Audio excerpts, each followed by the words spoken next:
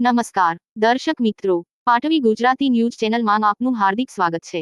પાદરા તાલુકાના વડુ ગામમાં આજે વડુ ચોકડી પાસેથી હુનશેની યંગ કમિટી દ્વારા ઇસ્લામી મોહરમ તાજિયા 7મા ચાંદ ઢોલ નગારા અને ડીજે સાથે તાજિયા લાવવામાં આવ્યા હતા અને ત્યારબાદ વડુ બસ સ્ટેન્ડથી વડુ ગામમાં ફરીને વડુ ગામ નવીનગરીમાં જોરાવર પીરની દરગાહ પાસે હુસેની યંગ ચોકમાં બેસાડવામાં આવ્યા હતા અને વડુ પોલીસ સ્ટાફ બંદોબસ્તમાં પણ હતો અને શાંતિપૂર્વક તાજિયા લાવવામાં આવ્યા હતા।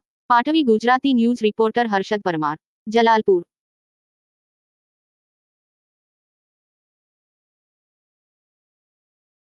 Para